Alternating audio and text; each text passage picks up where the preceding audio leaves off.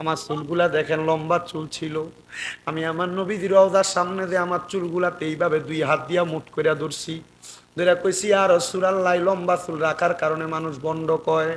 নবী গো, আপনার সুন্নত রাখার লক্ষ্যে আমি যে চুলগুলা রাখলাম, মানুষ যে বন্ড কয় এরা তো কবিরা গুনার শিকার হইতাছে। ইয়া রাসূলুল্লাহ, হজ করার কারণে তো চুলগুলা কাইটা ফালাইয়া দিমু, কিন্তু নবী আর কোন দিন আমি চুলগুলা লম্বা করবো আর আপনার সুন্নত রাখবো আমি বলতে পারি না। তবে এতটুক কথা, আপনি নবী রওজার সামনে আইসা বইলা যাই, নবী গো, যেদিন আমি হাদিস শরীফ পড়ছি, মান যারা কবরি ওয়াজাবাত লাহু শাফাআতি ইয়াউমাল কিয়ামা, যেই ব্যক্তি নবীর রওজা জিয়ারত করলো তার জন্য সুপারিশ করা আমার নবীর জন্য অত্যাবশ্যক হইয়া যায়।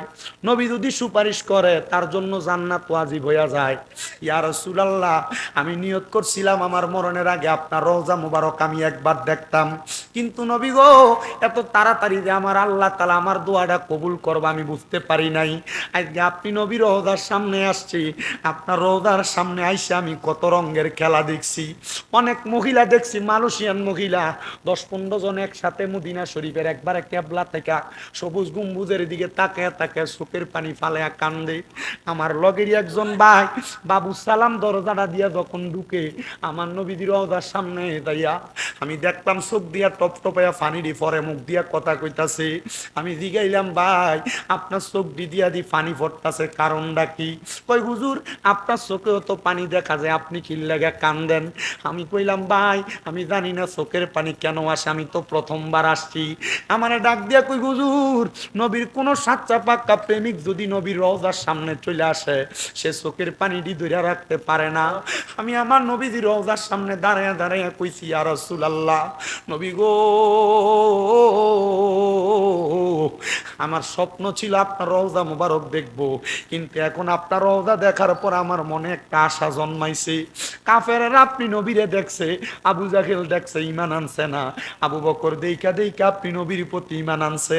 নবী গো, আমি যেন মরণের আগে আপনি নবীরে ঘুমের ঘরে স্বপ্নে হইলে একবার দিদার পাই। আর একটা কথা বইলা দিয়া যাই গো নবী, আর কোন দিন আপনার কাছে আনবেন আমি জানি না, তবে একটা কথা গো নবীজি, বাংলাদেশের জমিনে কত মানুষেরা আর লইয়া ওয়াজ মাহফিলে দুরুদ সালাম আদায় করি, এরা তো মদিনাতে আসতে চায়, এদেরকে মরণের আগে একবার মদিনা শরীফ আইনেন। বলে হুজুর, মদিনা যাওয়ানের লাগে এত পাগল হবার কি আছে?